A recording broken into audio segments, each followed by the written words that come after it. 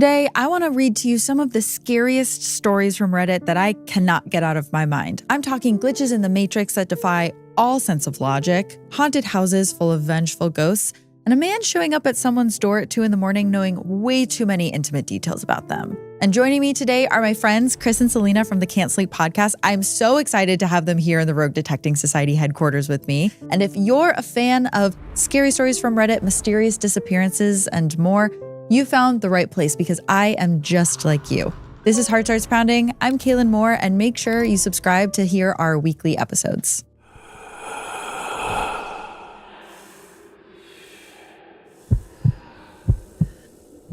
It's when your heart starts pounding.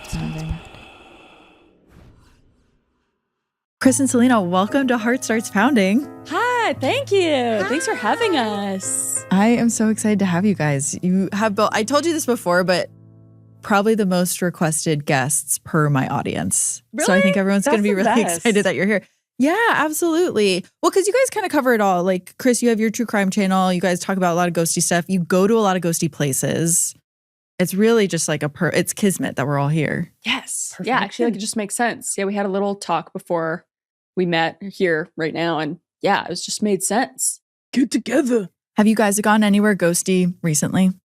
Selena has. I've been out being spooky. Chris and I need to get back together. We have plans though. We're heading back out into the ghost wilderness in the next couple months. Yeah. Do you have like the first place on your list that you're going to hit like right away? No, not yet. No, not exactly. We're like not really good at planning. We just we're like 2 weeks before, we're like, we should figure this out. And then we figure it out. It works. Yeah. No, that's the best way to do it. That's the best way to do it. One of the episodes I did for the show, I went to Salem and we stayed in the Henry Derby house. Very spooky, 10 out of 10, highly recommend. Okay. And me, I'm a planner. So I like to go in with a plan and I like to, okay, what are we going to film first? Like, what do we want to do first? Like, how are we going to do this? And then I went with 2 Girls, 1 Ghost. And they were like, let's just vibe. Let's just feel it out. Like, see where, and that was the absolute right way to do it. Yes. You can't have too much of a plan because things go awry in those situations. You gotta have a beat sheet. That's all. Yeah. Yeah. Yeah. We go in, we don't plan like what room is what. We do a little tour first and we're like, this room seems weird. Let's try this room and this. Yeah. So it is vibes. We base it off vibes mostly too. Yeah. When you walk into a place, do you feel like you get a vibe immediately? Because some people are more sensitive than others. Selena's the vibe picker-upper. Oh, definitely. Definitely. Yeah. But I feel like, Chris, you're getting more and more into it. Every time I feel like you bring it up now before even I do. I like to watch her and see, and I can like see the shift in her and I'll be like, she feels it too. I'm her Padawan, basically. Yeah. She's like, is she learning? Yeah. No, it's cool. Selena, like, where do you feel it? If you walk into a room and you immediately know something's up, like, how do you feel it in your body? So for me, I get like a little visual, like, static on a TV. It's static near the roof for me. So it's almost like my eyes get a little pins and needles in my eyes up top. And then it's usually goosebumps or my neck gets hot. So those are the order and that what kind of goes in. Ooh, okay. Yeah, I definitely feel the face getting hot. That's or something. Ear ringing, left ear ring. I know it's not biological. She's just got tinnitus and having a stroke. It's like something don't feel right in this room. We have a paramedic on site. It's fine. Yeah, it's fine. yeah. Just in case. But we were talking about it we were filming right before this, how excited we were to actually talk to a different person. Yeah, we're like, we never collabed with Can't Sleep with anybody, so this will be fun. Yeah, your first collab. Oh my gosh, no way. Yeah. Wait, I'm so honored. Yeah. Thank you. This is great. I'm so excited. I mean, technically we're on your channel, but we will have you on our channel. Yes. We're excited. No, that's great. Honestly, like, so excited you guys are here. So excited we were able to plan this. We have some really scary stories that I'm excited to get into today. And so I'm going to kick it off. I want to tell you about this. Because like the stories I found, honestly, were just me on Reddit at 1 a.m. in between feedings being like, let me just scare myself. Yes. As I was coming through just scary stories. And I found, so the first thing I want to read you is I found this thread. This is from 4 months ago in r/ghosts. Ooh. And the thread, these are my favorite threads on Reddit. But someone just asks, what is that one story that not only made you believe in the paranormal, but also sends chills down your spine to this day? And I'm not talking about, I heard something move in the kitchen. I mean something disturbing. And so this first personal experience story that someone wrote out comes from a poster called Clementine Yeah. And they wrote, not a story, but a personal experience. I had a friend when I was little, probably age 7 to 10, given how well I remember her. She was older than I was, and she had long brown hair. She always wore the same thing, black jeans and a red polo shirt. She would just show up and play with me. Usually we would play Barbies. We would play together for hours, and then she would tell me she would have to go, and she would leave. One night, when I was 10, I woke up and one of my Barbie dolls was standing on my dresser, and her little purple plastic brush was going down through her hair. I couldn't see anyone holding it, but somehow I just knew that it was my friend. I sat up in bed and I sternly told her that I didn't like what she was doing and that she was scaring me. The brush stopped, the Barbie laid down, and then all was quiet. I laid back down and I went back to sleep. I never saw my friend again after that. I spoke to my parents about it a few years later, and while my mom was incredulous, my father confirmed that he had seen her too, but they both told me without question that she was not a real person. Fast forward approximately 10 years, I'm moving out of my childhood home. I had already been gone for a couple of years, but hadn't actually moved any of my things out. The day after I had mostly cleared out my room, my dad called me and said, I have kind of a weird request for you. Could you come by and tell your friend that you're all right? I was taking a shower and I saw her walk through the bathroom. Then your bedroom door opened. I called to her, but I don't think she listens to me. So I did just that. I went home, I went to my old bedroom, and I swear I could smell her there. My room smelled like incense, despite none ever being lit in there. I sat down in the middle of the floor and just talked for a while. I told her I wasn't sure if she could hear me, that everything was okay, and that I had moved out into a nice apartment near my new job. I told her about my new job. I told her how old I was, just in case she never knew. I thanked her for being my friend, and I told her I was sorry about how our friendship ended, that I never forgot her, and I found some comfort knowing she was still here. I told her that my parents were moving soon, so I probably wouldn't be back to this house ever. And I said that I didn't want her to be lonely, so I hoped if she ever wanted to move on, she could. Then I stood up, I turned off my light, and I said goodbye. I shut the door. I headed down the hall to tell my dad that I had done what he had asked. And then my bedroom door clicked back open, and I heard a very clear, "See ya." I turned around to look, but decided to leave the door open, and I just waved. I'm 36 years old now, and I had my daughter last year. One night early in the newborn trenches, I was operating on almost zero sleep and rocking the baby quietly in the dark when I got the urge to talk to her. I introduced my baby out loud, and I talked about my birth experience. I told her how old I was now and how I was told I couldn't have children, but here we are. And I swear I heard her laugh, sigh, and then whisper like she was trying not to wake up my baby. Beautiful. I haven't spoken to her since, but I still think about her. Whew, that one gave me goosebumps when I read it. That is I love that. Cute. Yeah. I love a sweet or like a friendship ghost story or like They're not ghost all bad, romance. right? Yeah. They're not all bad. Yes. Yeah. I agree. Oh, wow. I like how chill she was about a Barbie just being like having a brush go through her hair. Waking up in the middle of the night and seeing your Barbie standing on the dresser, which is just terrifying in general. I would die. That's like the Furbies. When the Furbies in the middle of the night would be like, yeah. She's like, Chelsea, go to bed. Stop brushing her hair. Like, that's crazy. That's how I picture Selena's life growing up, because she said she sees ghosts all the time. She sees dead people. Mary Agnes. That was my best friend. Yeah. Mm-hmm. As a little kid, you would see who's Mary Agnes. So my parents bought this house. It was only 2 years old, and they had bought it in the summer, and they would hear like music box sounds and stuff. My mom was pregnant with me, but when all the windows were closed, they'd still hear like this like tinkling music box. And then as soon as I was born, like it was really clear I was always following things like a newborn. But as I got older, there was this little friend who lived in the space of the wall between the two closets in my bedroom. I called her Mary, and as I started to learn words better, it became that her name was Mary Agnes. And then when I was about 4, my mom saw like a little girl under the table for a split second, and she's like, "Oh, might not be an imaginary friend." So she ended up getting the Historical Society to come in, and one of the like families that founded our town had a daughter named Mary Agnes, and she died of scarlet fever. So that was You're kidding. That was my friend. And then years later, they owned so much land in our town. My first house was on what still would have been their land, but separate house. And we had an EVP recording and it was just someone went, "It's me, Mary." And it was so clear, but it was like in this whispery sound. And that was the last time I ever heard of her, but she was still around. And I don't have memory at all of what she looks like. It's just living through stories that my family told me, but interesting. So when you did that, I was like, because when I left my old house, I did that. I'm like, "Mary, I'm moving out of town." That was kind of the last thing I said to the house. So that was weird. I'm like listening to the story. I'm like, damn, I resonate. I know, it reminded me of you.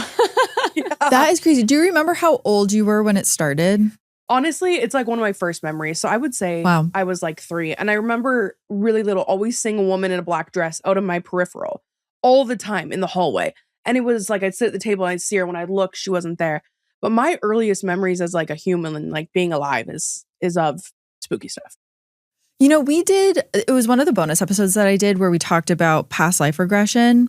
And one thing that was so interesting that I learned while doing that episode was how sacred the age of 3 is in a lot of other cultures around the world, because they've fully recognized that age 3 is when kids have like the clearest vision into what other spirit realms are out there. So they will take 3-year-olds around and they'll ask them like, "What do you remember from your previous life?" And kids have like straight up solved murders. Been like, "I was a person who was killed by like this guy in town." And yeah, because at 3 years old, you just have like the ability to connect. I'm not ready. Yeah. I'm not ready. So it makes sense that you were 3 years old. That's cool. So spooky. That's cool. Damn. I would have been diabolical. I would have just made stuff up. You would have. I would have. I was a bastard at 3. That would have been terrible. You were just a horrible toddler just out there. Yeah, I was. Just like, guys, I know everything. Oh my gosh. Yeah. Just accusing everyone in town of exactly murder. Pinning people against each other. Well, I steal cookies from the cookie jar. Yeah. So I was reading through the comments. Actually, let me read you some of the comments that people wrote, because I was very like unsurprised at the amount of other people who had like kind of spooky ghosty things happen when they were young that commented on this thread. So one of the comments was, "When I was around 11 or 12, I used to share a bedroom with my sister who was around 9. One night, some sound woke me up and I sat up and saw a human-shaped thing sitting on the padded storage bench at the end of our room. I thought it was my sister at first, so I called her name a couple of times. She wasn't in bed. I started to freak out as it was looking in my direction, but had a black space where the face was supposed to be. The rest of the body was white, but it was solid as a person and moving its arms, but there was no sound. It felt like about 2 to 3 minutes staring at it, and then I had this overwhelming feeling of exhaustion come over me, and I fell back to sleep. I woke up the next morning, slumped over in bed, but in the same sitting position, and I realized I had wet the bed. This has not happened to me since I was 3. Sister was still gone. I ran to my parents' room, and my sister was in their bed, and they said she had come running into their room, scared, in the middle of the night, saying a ghost was in her room. She described the exact same thing as me. We're now in our late 40s, but still remember it as clear as if it happened last night. Legit the most terrified I've ever been to this day." I'll pass her through there. Hell no. Yeah, 2 accounts of the same thing on the same night. That's crazy. No, I hate that because I have sleep paralysis. And so my initial thought was like, oh, that's sleep paralysis. You know, some people think it's supernatural, some people don't, but you can write it off as sleep paralysis. But then when someone else sees it, it's always when someone else experiences the same thing. It makes it so much more real. Yeah. I had sleep paralysis as a kid, and I remember it just being like the most horrifying thing ever. But you still have it? Mine didn't start till college. Oh, interesting. What was yours like as a kid? Because I've never heard of children having it. Oh, yeah. I had it, and then I started getting migraines very shortly after. I get chronic migraines. So I don't know if that correlated or what it was, but mine was around like, that I can remember, like 4 or 5. And then it continued till I got into like high school. And then it just kind of, I still have only nightmares. Like I only have nightmares every night. And I still talk in my sleep. Like, Selena, you know this. Yeah, I didn't know it was every night. Yeah, it's every night. But it's funny because so does Caleb. We both have chronic migraines. Anyway, but I used to. Do you have a gas leak?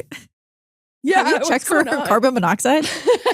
Maybe. But we both have had it since we're like 6, 7, 8. So we just both grew up with it. But yeah, sleep paralysis. I would just, you just think that you wake up and there would just be always somebody like sitting at the end of my bed or sitting on top of me or in the closet, and you just can't move. And it is like the most horrifying thing ever. And I would I would wake up screaming. My mom would come in, and then I'd always get like migraines around that same time. And I didn't understand what they were. I just knew my head hurt. It was just a bad time. That's spooky. It was very confusing as a kid. But I think as I got older, I just started understanding that my sleep paralysis was like just nightmares.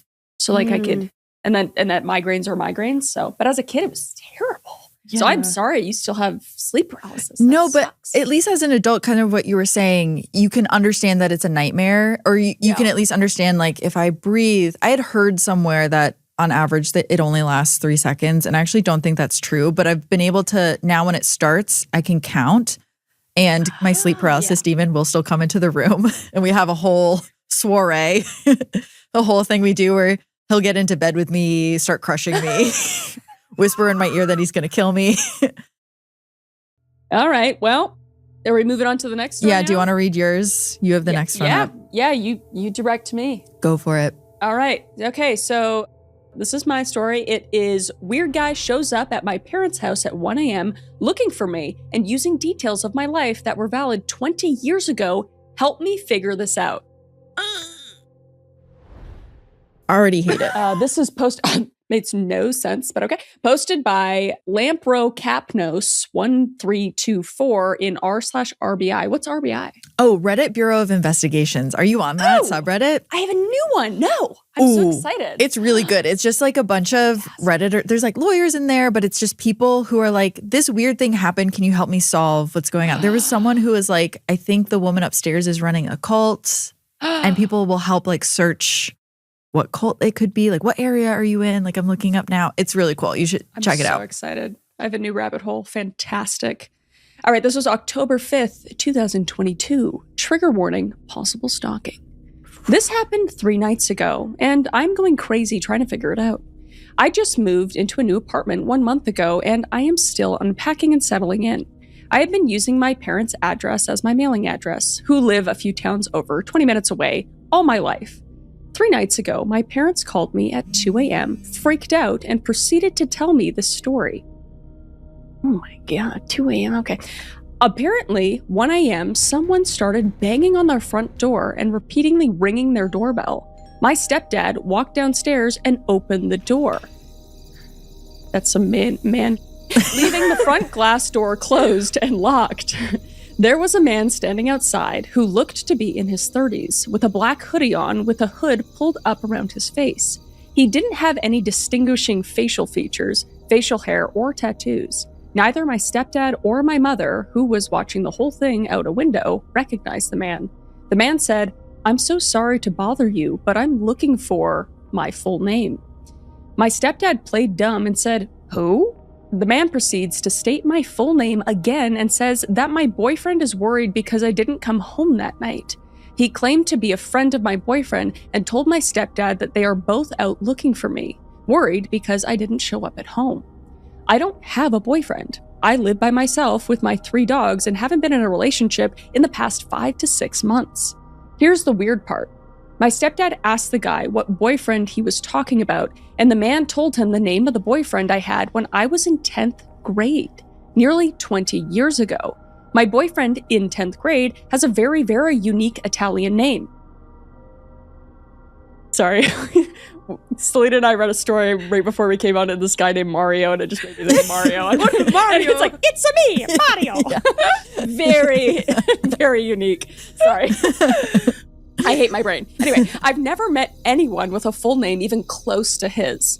He said my high school boyfriend's name a few more times to ensure my stepdad heard him and repeated that they are very worried about me. Is my stepdad sure I'm not inside? At this point, my stepdad was weirded out and closed and locked the door in his face. The man did not leave. He lingered in front of my parents' house for the next 10 minutes, smoking cigarettes and talking on the phone. Finally, my parents called the cops. About 5 minutes before the cops arrived, the man walked down to the dead end on their block and drove away in a silver car. My stepdad was unable to get the license plate. My parents filed a police report and nothing else happened. After I heard the story, I was going nuts over the weird details. How would someone know who I dated nearly 20 years ago, and what would the motive be to make up a story that included that weird detail about my past? I have not had contact with the 10th grade boyfriend in over a decade. Yesterday, I decided to message him on Facebook to see if he had any insight. I told him the whole story. He was just as confused as I was and claimed to have no part in it. I am at a loss. I'm also freaked out that some strange man is going through that much trouble at 1 a.m. to look for me. Any insights or ideas would be greatly appreciated. No, nothing else weird has happened since then. What? I agree with what you say, with what you said about it's man to walk down and open your door at 2 in the morning, because there's no way I would have ever. Looking through the windows. Who the f is here? I'm calling the cops. I'm not even interacting with that person. Mm-mm. I'm just like waiting to see if they leave in the next 2 minutes, and then I'm calling the police. Not even checking to see who it is. Like at that point, in a black hoodie. Horrifying. He's Horrifying. So real. Yeah, at least he pretended like not to know who she was. He had that foresight at least. But my goodness, what kind of trolling? This is I would do when I was 3 years old. I just go to people's houses. But be like, is she inside? Show me your daughter. Is this something like? Is this somebody who she went to school with? Who's like trying to? Why 20 years later? Right? Is this guy just figure out he has free will? That is so weird. I'm curious. Were there any updates? Did they write anything else about that? Okay, yeah. The edit update. Sorry, I got ahead of myself. Update. Wow, this really blew up. Thank you so much for all the kind words and precautions that I should take. I want to add something here that a few people commented that might shine some light on this mystery. First off, I am not in any legal trouble and have no reason to think someone would be suing me. God, I guess it's always in the realm of possibility that I'm being sued by someone, but I really don't think that's it. She's being served at 1 a.m. at her parents' house. That doesn't make any sense. By a guy just chain smoking cigarettes outside of her house. Yeah. I did take a personal loan out. Took it about a year and a half ago. It wasn't for anything too crazy, and I was really good with making payments on time until about 6 months ago when I had a medical issue. I called the loan company. They claimed to have nothing to do with it. All my friends and family also noted that the 1 a.m. factor kind of rules that out anyway. Nothing else strange has happened at my parents'. I went there for the first time last night and kept a close eye out for anything. Didn't observe anything out of the norm. So this remains a mystery. I'll be sure to update if something else happens. Oh my goodness. And there is another update. So should I just get ready to that? Yeah. Because now I'm so invested. Yeah, I know. Yeah. Just keep going. All right. 1 year later, I finally have an update to this insane mystery. I will include the original story here first. Okay. We already read that. We don't need that. Okay. Recent update. After everything this happened, me and my family and a couple of close friends have been talking about this mystery in depth to try and put our heads together to figure it out. We all have our own theories, but ultimately no definitive answer as to what happened or who this creeper was. So we pretty much put it to rest and only continue to joke about it once in a while. Here's the update. My stepsister, my stepdad's daughter, and her fiance were at a house party right after the holidays, around early January of this year. While they were there, they started talking to a girl that neither of them knew. After some time talking together, the girl started talking about her ex-boyfriend and how they were going through a really rough time together. They had just recently broke up and she felt really bad because he was a wreck over it. Somehow, it came up that this girl's ex-boyfriend was my 10th grade boyfriend. The one with the really unique Italian name. Mario. The whole Mario Luigi. Very unique. So unique. The whole I'm gonna stop making jokes. The whole situation wasn't that big of a coincidence, since I went to high school with my stepsister's fiance, and we have a lot of mutual friends. So it makes sense that they were at the party that would include some people I went to high school with. As soon as my stepsister and her fiance hear this, they both start freaking out, and without revealing too many details, they tell the girl about the whole mystery and how weird it was. As they are telling the story, the girl's face starts to go white and she looks like she's about to cry. My stepsister and fiance try to console her and ask her what's wrong. The girl starts to tell them that a few nights ago she was sleeping and someone started banging on her door at, get this, 1 a.m., just like what happened to me at my parents' house. The girl jumps out of bed and says she was absolutely terrified by how loud and aggressive someone was banging on the door. She said she literally thought it was going to break in. Okay, let's see how the woman reacts in the situation, okay? The girl has a Ring camera, so looks on her phone. Already smarter. Doesn't just answer the door. Yeah. There on the camera is a guy in a black hoodie banging on the door. She obviously pretends like she isn't home and keeps all the lights off. We love to hear it. There we go. He's banging as she is getting ready to dial 911. The guy stops and leaves. She said she was absolutely terrified. For whatever reason, she didn't end up calling the cops, but may have went to stay with a friend that night or a night after. My stepsister and fiance are shocked by the details and how similar it is to my story, especially because of the mutual ex-boyfriend we share. Except this girl literally just broke things off with him. They asked the girl if she has any idea who the guy is, and she said no, but that it definitely is not the actual ex-boyfriend, okay? She said this guy was much taller and heavier than our shared mutual ex. How weird. This mystery is still unsolved, and these new details honestly just make my head spin even more. No one else has showed up to my parents' door since the actual incident a year ago. What? So he's just messing with people? Is he just like, is his ex crazy and he's just like sending people around? Yeah, paid a guy to go. That's exactly where my brain went. What the? Yeah, he's just a disturber, maybe. Wow, that's so scary. Why? It's so dark. I've covered like hitmen before on Heart Size Pounding. We have an episode where we talk about hitmen, and like the vast majority of hitmen are just like cousins of people who want their wives killed. Like it's just, they just ask someone they think will do it. It's not really a professional hitman ever, which is why it's often so messy and that's how you hear about it. But I'm like, yeah, did the ex-boyfriend just ask like his cousin or some guy that they knew to like go, I don't know, take out his ex-girlfriends? For the first girl though, why 20 years later? Well, I don't know if something broke in him. Like maybe he broke up with well, I guess it was maybe a year later, but yeah, if he like got dumped and then was like, I'm just gonna take out all of my ex-girlfriends. Yeah, I think like he just had a breakdown. And yeah, it was taken, or just like to scare. Hopefully it was just to scare, but yeah, it could have been worse. I don't know. Yeah, that's crazy. There's extra info for comments. I love context. So 10th grade boyfriend and I had a horrific breakup. I met my high school sweetheart while I was dating him and broke up with him messy in a pretty messed up way, okay? He held a grudge over it all throughout high school and was extremely nasty to me to the point of bullying. At one point, I had to go to a security guard to escort me to classes because of him, and his friends were bullying me so badly. The bullying was only severe for the rest of 10th grade, but he definitely hated me all through high school. At one point, he did end up apologizing to me and explained that he was just heartbroken over me breaking up with him. But at that point, I was way past the point of forgiving him. After graduating high school, we ran into each other maybe once or twice while I was at home from college, and he was totally cordial and nice to me.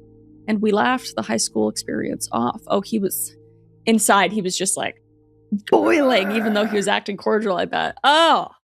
Yeah, so it sounds like he has a hard time being broken up with. Yeah. Like a history of that.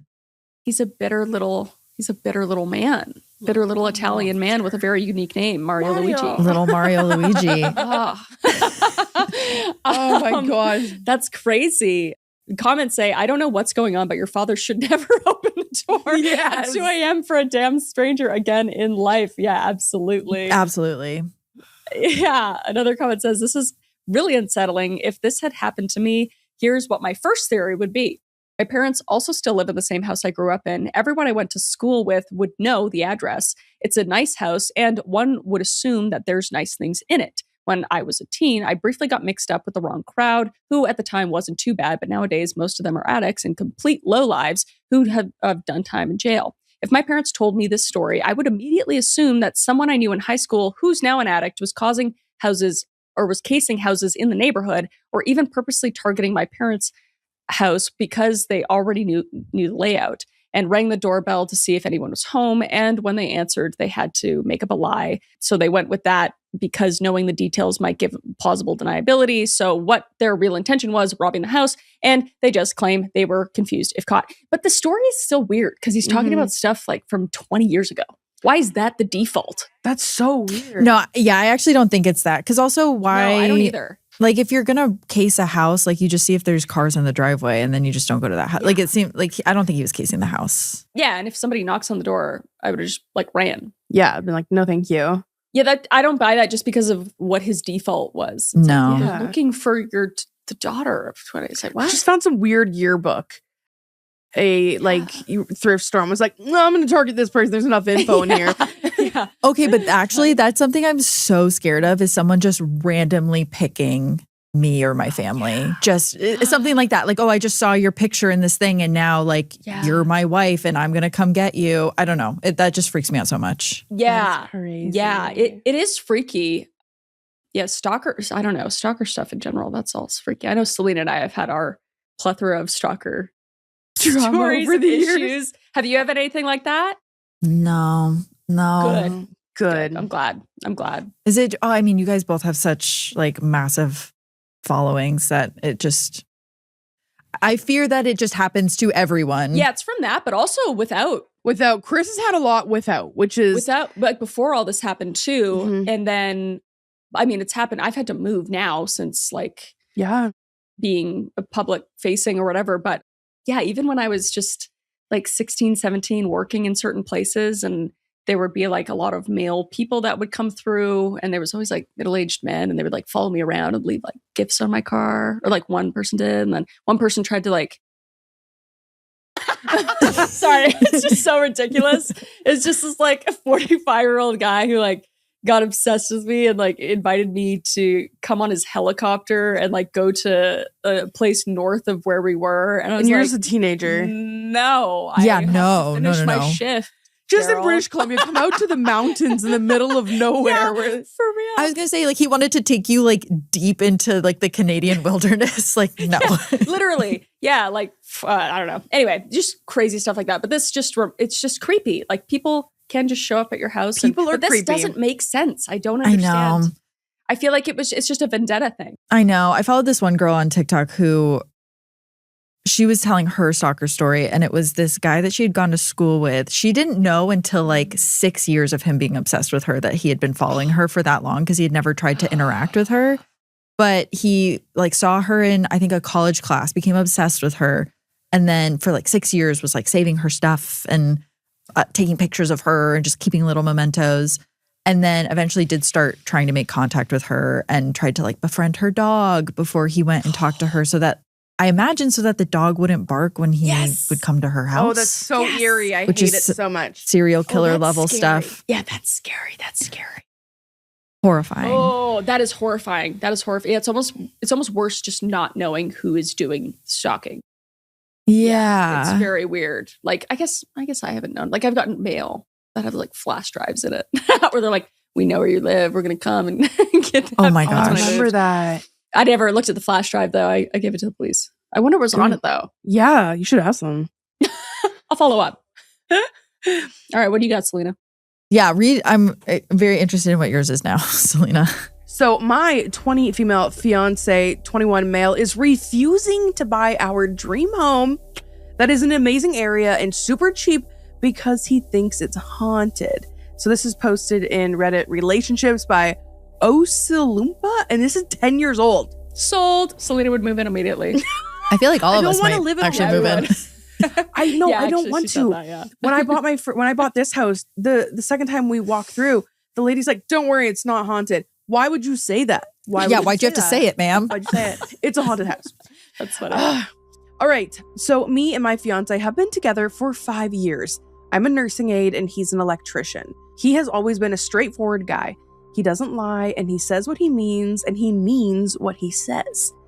Anyway, we are expecting our first child soon, and we currently live in a 1-bedroom apartment, so naturally we agreed that we should buy ourselves a home. Now we live in a semi-rural Australian town. Okay, lots of spiders. Sorry. Houses aren't overly expensive here compared to houses in the cities, but they certainly are not cheap. So we're looking around and we find this beautiful old home in the central business district of our town. I couldn't believe it when I saw it. 4 bedrooms, 2 bathrooms, big shed out back, which would be great for my fiance. I really cannot express how beautiful this house is. I'm so upset that we probably won't be buying it just because of what my fiance thinks of it. And before I get into the details of why he doesn't like it, I would understand if he didn't like the look of the house. He didn't like the location or didn't like the functionality, but no, he has one issue with the house, and that's what bugs me. So I show my fiance the house on our laptop. He loves it. Can't believe the price. And may I say, due to the generosity of my late grandparents, we wouldn't even need to get a loan. We could buy the house and we could have it made for the rest of our lives. Plus, my fiance said that he used to always walk past the house when he was back in high school and that he always loved it. So we set a date for the walkthrough. I'll give my perspective first. So we arrive. House is stunning. I mean, it looks better in person than it does in pictures. So much light gets into the house as well because of the amount of windows, big, beautiful windows, just how I like them. Then you get to the second floor and go out onto the balcony from the master bedroom and you see the view. Oh my God, the view. You can see half the town from it.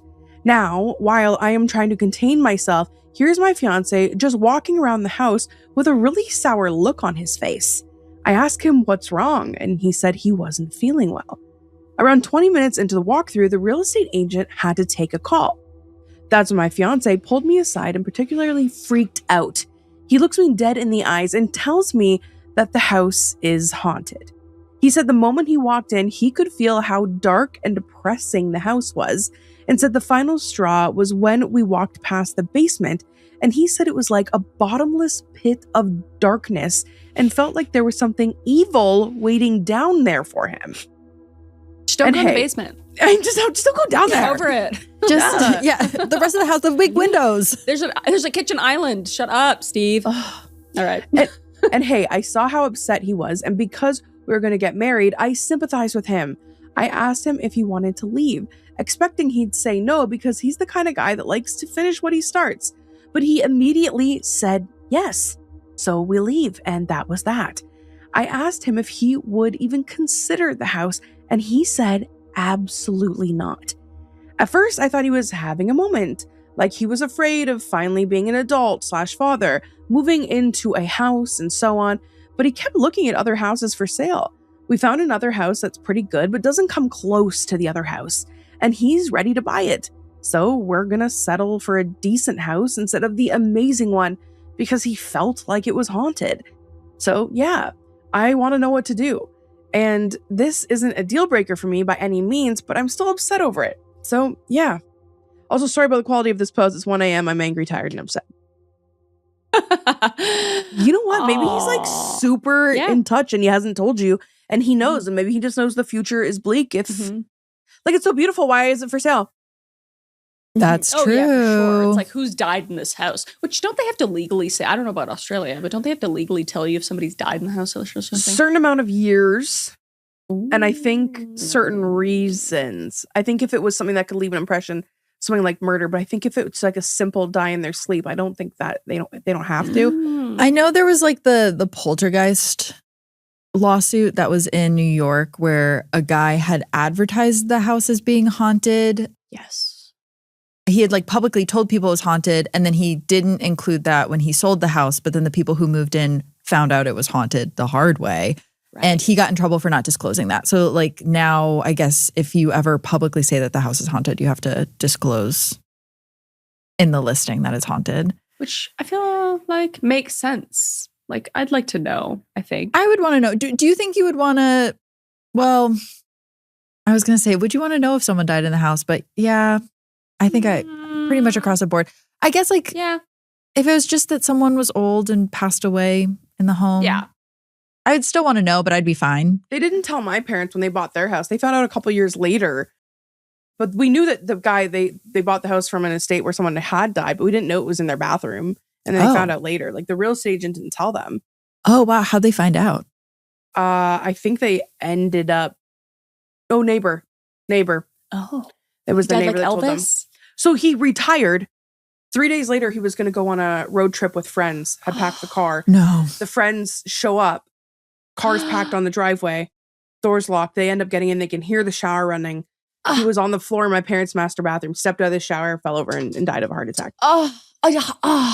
3 days after retiring. I know. That's like one of those stories they tell about, like, don't give too much to your job. Like, don't wait to retire to travel because that's like literally one of those stories they tell. So true.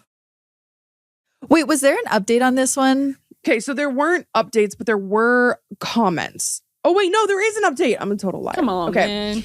I took the poster's advice, couldn't call the real estate agent because it's like 2 a.m.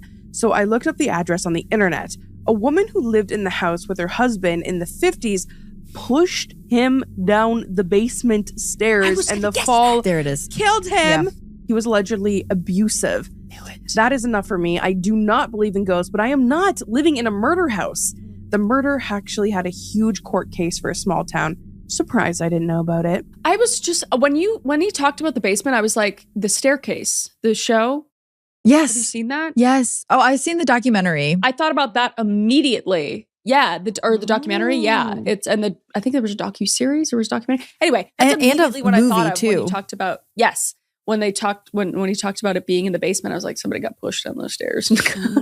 So that's interesting. Whoa. There are some comments too. So this person said, pardon me, I'm a bit of a cynic, but did you ask the agent about the history? Because I wanted to know why this gorgeous house is going for so cheap. What's the catch? Have you inquired? And then there's another one here that says, so there is a theory about why humans sometimes get creeped out in seemingly arbitrary 25-cent word, writer who doesn't know. Arbitrary. It might be a low frequency vibration, sound you can't hear, caused by nearby machinery or a busy roadway. Supposedly it is left over from hunter days because some predators growl at sub-audible levels. Your fiance might be subconsciously picking up a frequency you can't hear, and a portion of his lizard brain is tripping his fight or flight reflex while he's in that house. This will not go away and cannot be fixed. He has a right to be comfortable in his own home, no matter if it's scientifically explainable or not. Either way, he would never be able to relax. Keep looking for another home. Interesting.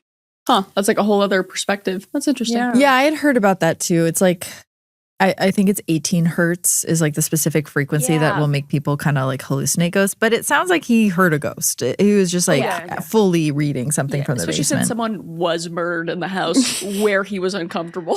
Yeah. And he didn't know. Do you think there was a reason why it was him picking up the energy, as it like maybe it was the man that got pushed down the stairs, like warning him about or like trying to reach out to him? It's like, this house is going to make your wife push you down the stairs. Yeah. Stop repeating history. Maybe. Ooh. Maybe he's a little guardian angel ghost. Yeah. I don't know. Sounds like he was a bad guy. And maybe deserved to be pushed down the stairs. Oh, maybe actually, yeah, true. Yeah. Oh, yeah. True. Maybe it was a different ghost in the house who was also killed. She was crazy. Yeah. That was kind of like the new Conjuring movie, right? It was about like there's ghosts in the house, but really there's like a demon who's like controlling the ghosts. Yes. I haven't seen it yet. Yes. It's not really a spoiler. Rights. I had a baby. I haven't been able to watch a single movie. That's fair. Tell me about it. I've been trying to see Wuthering Heights for like a month.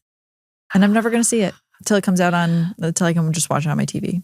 I did go to the movies and see that. I don't watch anything unless it comes to streaming. I'm so lazy now. So I don't even have an excuse. I don't have a baby. I just don't want to live. Yeah. Has your baby noticed anything spooky? Like babies are notorious for kind of picking up on spooky things. I have had two things. He's 6 months old now. There's only been two things. When he was really, really, really little, I was laying in my bed and he was in my arm and I was looking at his eyes. And in the reflection of his eyes, I saw the headboard of the bed, my head, but then just a dark figure. And he was looking past me and I look, nothing's there. But like I look back at his eyes, it's there. I look, it's not there. I look back, it's not in his eyes anymore. So I'm like, so that was weird. But every once in a while I'll be holding him and he'll be like jumping on my lap. And then he'll be like smiling at me. And then he'll like look up over my shoulder and be like, ha-ha! Nothing. I look, I'm like, Adam, he's doing it. But that's only been one time, really. So I just hope he's not like me. I really hope. And if he comes and he's like, there's a man in my bedroom, I will immediately put him up for putting him in my bed or just putting the house up for sale. Just kidding. No, I know. She said that before he was even born. She's like, I hope he's not like me. Yeah. God. Dude, I used to go into my parents' room all the time. Like my dad hated it. He'd come home from work 1:00 in the morning. I'd be 3-4 years old. He just hears me full conversation, opens my bedroom door. I'm just standing on my bed. And he's like, who are you talking to? And I'm like, the people in the walls. And he told me he would just shut the door and go to bed. All right. Yeah. He's like, that's none of my business. Mm-hmm. Nope. He would tell the guys at work, and the guys were just like, yeah, we don't want to know that. Don't tell us that. Yeah. No, that is kind of scary because, as parents, you're kind of expected to be like, there's no monster under your bed. Like, let's look together, see? And I could totally also see being like, I'm not checking. Maybe there is a bad guy in your closet. Like, come sleep in my room. The sage and the salt. Yeah. And Selena and I and you have like proof that we're into all this stuff. Like, we go ghost hunting all this. So our kids, you can be like, receipts. There's ghosts and monsters. Yeah, you just pull out all the equipment and you're like, well, let's actually see if there's a ghost in here. Yeah, let's prove it. That's awesome. Yeah, my son, in terms of spooky things, because he's so little, he's only, I guess 7 weeks this week. Oh. He's like not even really tuned into what's happening ever. But right next to his changing table, we put a picture because my husband's father was a painter and he passed away 2 years ago. So we just have one of his paintings up. It's like beautiful. It's the Swiss Alps and there's cows. It's gorgeous. And the way that my son like locks in on that picture, it's like he's like spiritually connected to the picture. It's really cool to see. Like he doesn't really like, I don't know, focus on things yet, but there's something about that picture that he just focuses in on. And so that's sweet. It's really cute. It's like a little connection. Yeah. That's much better than Selena's story. The demon shadow. Yeah. I don't know what is going on in your house. There really isn't. Like in my house, like we know who it is. It's Leroy now. And Leroy was one who kind of built the house. And like, I guess he still has family. When we were doing renovations, he was around a lot. And that was like on the main floor. And I've even been live and people have heard it upstairs, been like, what is that? And I'm like, Leroy, but he's a great spirit. There was something nasty, but it really seems outside of the property because we've learned that our property was a dump and that the Hells Angels would come out here and this is where they would sink stuff. And then in the 60s, they brought in fill and brought the land up. So everything's lower than 20 feet below the ground. Oh, wow. They could use it for farming and all that kind of stuff. So we know it's deep down there and it's more so outside. Like I will not in the dark. Outside my house in the dark, Chris can attest, horrifying. It's a nightmare. And when you say Hells Angels, we're talking about, like, for those who don't know, like the biker gang. Yes. Yeah. Motorcycle gang who, like, also would kill people. Like, when you say sink stuff, you're talking about actually we heard sinking from people or what? Yeah, from a local man who actually, their family owned a lot of land around here. There was, like, a husband and wife with an abuse situation, and the woman left, ran away from her husband, but was never found again. So she's the woman in white up on the hill in the back who we've seen. But there's people here, like, and you know what, for how into this I am, a lot more people than me. I don't know if I've ever physically seen Leroy, but my brother, who's a big skeptic, saw Leroy. A contractor working in our house saw him, where I haven't physically seen him. So he doesn't reveal himself to me. But I've seen the woman and on the Alice box out in the forest, some really, really dark stuff in the forest here. Yeah, we salt ringed her house. Yeah, we did. Yeah. I mean, it sounds like you need to because it sounds like there's a lot of stuff out there. We do it every season. You don't want that coming in. We do it every season. Do you feel like you need to every season? It doesn't, what's the life cycle of a salt ring? It kind of expires and people can come back in. When I start forgetting I did it, I do it again because I feel like intention is a lot. But to be honest, I don't do any ghost hunting on my property anymore. I don't think I ever will again. I feel like we got it to this really good, healthy point. I wouldn't call it like super haunted anymore. Like I feel like the energy is a lot better here than it was. But I don't think I'll ever crack a Ouija board or an Alice box again in my house. My house is like my sacred place. We got it really great feeling. So yeah, you don't want to like invite anything else into it. Yeah. I have one final one, and this is a fun little side story that I found while I was like perusing Reddit late at night. But this comes from Glitch in the Matrix subreddit, one of my favorite subreddits. Just about like weird stuff that happens that people can't explain. Kind of like living ghost stories, someone described them as, because like it's like ghost stories, but everyone's alive. It's just like, I don't know, weird stuff popping up. So this came from a thread, and it's kind of like internet folklore because someone said that they had copied this story from another thread they found, and when they went back to check it, that thread was gone. So no one knows where like the story originates from, but it's been passed around. And so this one starts. So near where I grew up, there was a large amusement park. One half of it was rides and coasters, and the other half was a water park. Obviously, the summer jobs there were a great pull when you were a teenager, and they employed a huge number of my friends on summer break from college. The jobs over in the water park were generally considered more desirable, though I was never able to get them because I'm a bad swimmer. Basically, the water park opened later and closed earlier, so the shifts were nicer, and they had to pay you more because you had to be first aid and CPR and lifeguard certified. A lot of my friends worked there, and I know about 3 of the people involved in this story. So it started at a water slide, one of the huge tube slides that you had to walk up 7 flights of steps to get to the top. One lifeguard was posted up top telling people when to go down, and one of my friends was a lifeguard at the bottom who helped people off the slide. They also gave them the all clear for the next person to go. A family had come with their child who was very young and apparently barely the height limit to go on this ride. The family was in line. It was the father first, the kid second, and the mother last. And that was so that someone would be with the kid both at the top and the bottom of the slide. So the father goes down the slide, gets off, and the lifeguard gives the all clear, and then they wait. You can't really see what's going on up top, but finally the next rider comes down. But it's the mother who walks over to the father and then asks where their son is. There's a moment of confusion and my friend is pulled over by the family. The kid had been the next one to enter the slide up top before his mom, but had never come out the bottom. My friend was really confused at that point, so he calls up to the lifeguard who verifies that the kid went down the slide. Neither my friend nor the father saw the kid come out of the bottom. Until this is figured out, they shut down the ride. The top lifeguard calls a security guard and reports this as a missing child while my friend calls a supervisor. The supervisor shows up and is apparently afraid that the kid is wedged in the tube somehow and in a way that the mother failed to dislodge him coming down the slide. The parents are upset at this point and freaking out, and the super has the upper lifeguard go down the ride himself, spread out to make sure that there's no child jammed into the turns of the slide. He comes out of the bottom, having not dislodged the child, and everyone is more confused than ever.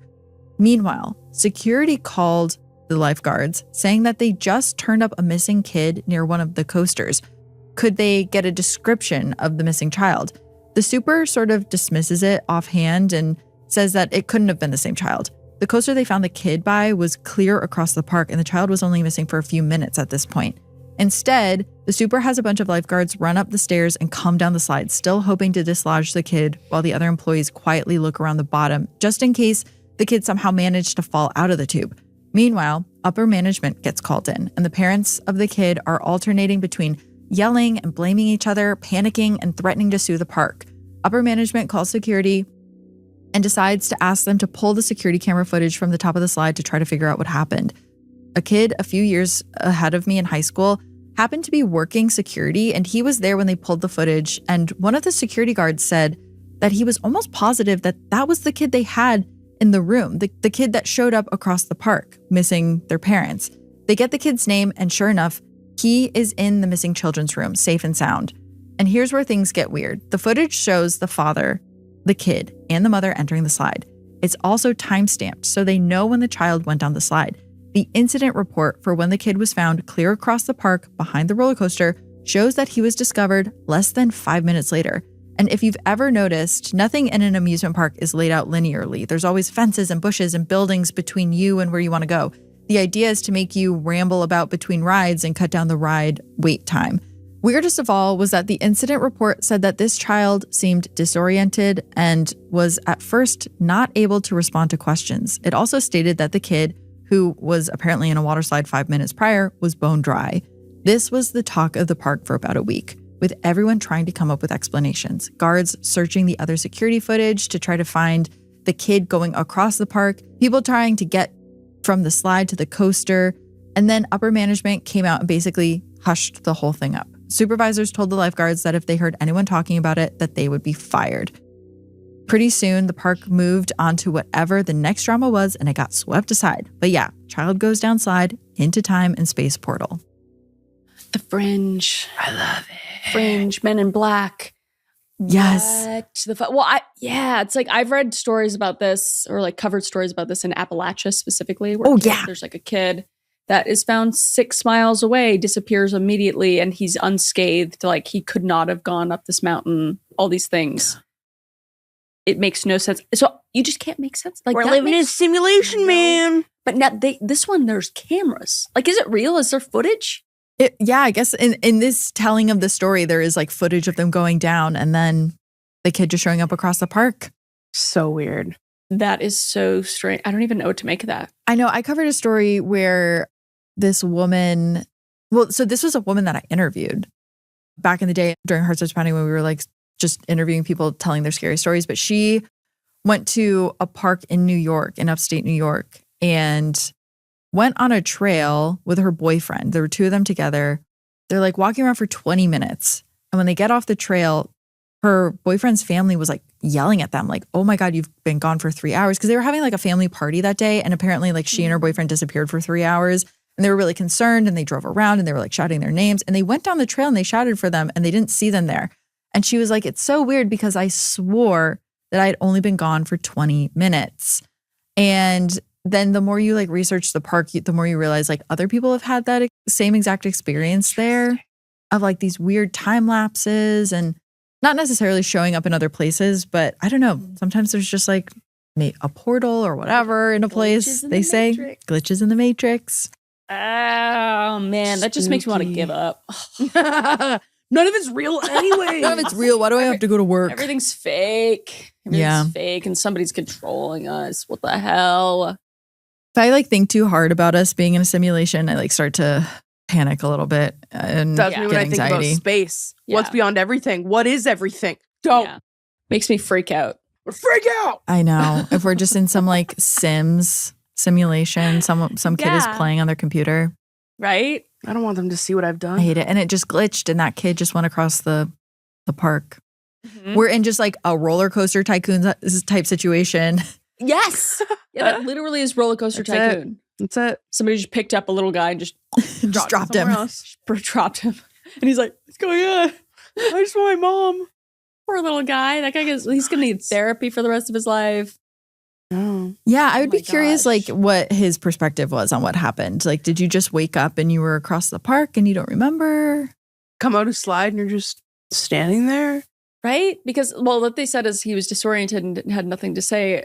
But that's been the same stories that I've read in the Appalachia with specifically like little kids going, they're like, how did you get up here? And they just don't really know. And it's like, I had read about ones in Appalachia where the kids, there was one specifically that I read where the kid was like, a big bear helped me. And they were like, a bear didn't help you. And he was like, no, a bear picked me up and ran away with me. Yeah. What? Yeah, Bigfoot. Kids are scary. Yeah, no, it's weird. Yeah, and I know that. And then they find him like totally fine, like in a log or something, or in like a little cave. It's creepy. It's weird. It's so weird. I know. It's always and it's always kids. I don't know. Whatever it is like moving kids around, right? The innocence. So creepy. I don't know, especially in the middle of nowhere. Those ones are like what? But it's just as creepy. There's footage of that, and it's like, supposedly. Yeah, when it's in such a public of a place. Did you ever, it just made me think of this, but did you ever, there was a time where my TikTok algorithm was just like water slides in Dubai that looked like they were in the back rooms. Like there's carpet around them and they start inside. And it's like fluorescent lighting. It literally looks like you're in an office but there's like an opening and you go down the water slide and then it's like psychedelic once you're in there and there's like flashing lights and it goes pitch black and then you like swirl around something and go down. It's honestly horrifying, but my whole algorithm was this one guy that was like traveling the world, like just going on all these water slides. But I feel like this would happen in one of those water slides. Yeah, absolutely. Start in Dubai and end up in like Kansas. Yeah, that's so interesting. God forbid somebody goes there and after they check or something. Rip. It's just like rip. Rip to them. That's crazy. Oh my God. Wow. That's great. I'm not going to sleep tonight. So spooky. Thinking about that. I know. It's very strange. I'm gonna use a lot of my free will today. I'm gonna try to debunk that. Yeah. Make sure they can never predict your next move. Exactly. Like just go absolutely wild. Spinning. Yeah. Spinning. No. Well, thank you guys so much for joining me for this episode today. Thank you so much for having us. Thank you for having us. Oh, this was so fun. I appreciate it. Sorry for our nonsense. No, this is perfect because I love just getting spooky with other spooky gals. Yeah. It's my dream. It's how I wanted to spend this day. It proves we're not on the algorithm because they could have never seen this coming. Nope. Absolutely. Absolutely. Yep. It's very exciting. But yeah, we're very excited to hopefully collab again. With yes, absolutely. And stuff. It'll be awesome. So for my listeners, where can they find you guys? Yeah. We're on, what's our channel name? Can't Sleep. Can't Sleep channel. Is it? Can't Sleep channel. Whatever. Yeah, just look up Can't Sleep, Selena Spooky Boo, or Can't Sleep, Call Me Chris, and it'll show You'll up. find it. It's us with some candles holding them. Looking like this. That's us. And we just basically do this. We just yap. We just yap and gab and whatever. It's our weekly catch up. It's just fun, you know? It's just a hangout sesh. That's it. Yeah. I love it. I'm going to put all that in the description so anyone listening, you're going to know exactly where to go to get more of this. And thanks, guys. So exciting. Yes, Thank absolutely. you. Thanks.